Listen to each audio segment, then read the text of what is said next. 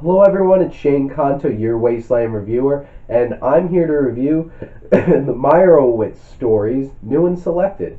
Now, this is a film that I did watch on Netflix because this is a Netflix original film and supposedly it got some theatrical release, but I feel like that's just like so we could be like Oscars, but the Oscars are going to say lulz. So honestly, it's a Netflix movie, and it deserves better than that. Not to go off on a huge tangent, but I'm not the hugest fan of the idea of releasing brand new films just on Netflix or Amazon or any of those streaming sites. To be perfectly honest, because it's like film should be seen on a big screen at least once. And I would get disappointed when there's certain films that I don't get to see in the theater at first because that's where it's supposed to be experienced. And it would have been nice to see this in theaters, but it's a Netflix film, but it's a lot better than most Netflix films. This feels like an actual like film that a lot of effort was put into, and it feels like this should have been in a theater too. And this was directed and written by Noah Baumbach, and I'm a huge fan of his. After seeing Francis Ha, I'm definitely interested in seeing more of his films because I love that film, and I love the work of his wife, Greta Gerwig. Can't wait to see Lady Bird today. Woohoo! And finding out that this film was made by him, and I'm like, holy crap, why is this on Netflix? And getting to go watch it, I was really entranced by this film. I think he does a really good job of balancing the story of this family dealing with a lot of disarray going on and long-standing grudges and relationships and family. I don't think there has to be a whole lot more explanation than that, but it does an interesting job of balancing the perspective of this film at certain moments and how this film is brought to life. And I think Baumbach does a fantastic job of doing that. The pacing, I never felt bored watching this film, and it's a lot of just human interactions. There's some moments where there's some action and they're doing some things, but overall it's a lot of interactions between different characters, and I think they do a fantastic job of handling that and balancing it. And the tone is very much, this is very realistic and grounded, but these characters are quirky and outside the box, and they balance these strange human interactions very well, and it does hit emotionally. And I feel for these characters and what they've been through and what they're trying to go through and what they're trying to overcome and trying to build something better in the future. And I give a lot of credit to Noah Baumbach for being able to handle that, because the thing is, by default, I'm not somebody that's like, my favorite films are human dramas. I'm very much a genre film fan.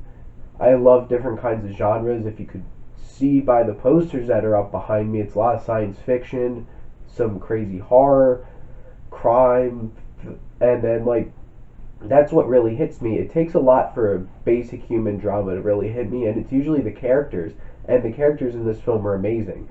I'll get to that in a minute. But the cinematography by Robbie Ryan, it has this interesting hipstery graininess to it that makes it feel old school. Sorry, coming over a bit of a cold and stuff, but this film, it really looks vintage, and I think that's really cool and makes for a very interesting viewing experience.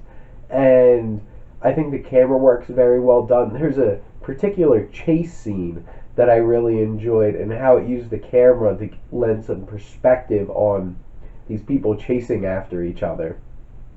And also getting to see wide shots of Dustin Hoffman trying to run was really funny, honestly. But I think the cinematography was really well done. Now, Baumbach's writing, the story is very fascinating, and it really does hinge on these characters and their interactions with each other. And all of them are very interesting characters, from our father, our two sons, the one son's daughter, and the sister, and the new wife, the ex-wife, and all these players in between. And really seeing how their relationships have built up to a point where you really get to see an interesting interaction and story unfold in front of you. And the dialogue is so sharp and interesting, and everyone just bouncing lines off of each other and ideas. It felt fantastic, and it was really well done. I was very impressed. And in terms of the themes of this film, it deals with a lot of very human aspects and a lot of family issues. And it's like, how much do you get over in terms of family, or dealing with like that favorite child, or when a couple of the children didn't get as much attention growing up, and then the guilt of that when you're older and trying to find your place in life, and dealing with getting older. And that's a big thing in this film as well. And the music, composed by Randy Newman of all people. Yeah, that Randy Newman. I'm gonna tell you, you got a friend in me. And it's like, yeah, he made the music in this film, and it was really well done and fit very well. And I think that it very much hit the atmosphere and the vibe that this film is trying to play off of, and it fit very well. Now, the acting. This film is highlighted by its fantastic performances, and boy, Adam Sandler, you came to play in this one, which made me really happy. He was fantastic in this film. And this is the kind of Adam Sandler that makes me pissed off, honestly, when I watch some, like, if I see any of his newer stuff, I'm like, why you make garbage? Look what you can do. And it's just like, he has so much talent. He is a fantastic actor. And he kind of blows it on stupid films with his friends. And he could be doing stuff like this more often. And Ben Stiller and Dustin Hoffman also really get to show their chops. Dustin Hoffman popping up in something more meaningful than a lot of the stuff he's probably been in recently, and he does a fantastic job and is a real standout in this film. Ben Stiller is in the middle of a career renaissance, especially with like Brad's status and this coming out, him really getting a sense of, this is what I want to do now, and he's really taking on something that I wish Adam Sandler would do. And then some of the other casts that I just want to throw out there. Grace Van Patten, believe that plays the daughter, Adam Sandler's daughter. She does a really good job. And then Elizabeth Marvel, who plays the sister. She's fantastic. I really enjoyed her in this film. She's very quirky and offbeat. Emma Thompson just randomly pops up in here, and she's really good. And then Judd Hirsch, just popping up there for a couple of scenes and really enjoyable. I enjoy seeing him in films, especially since it's not Independence Resurgence.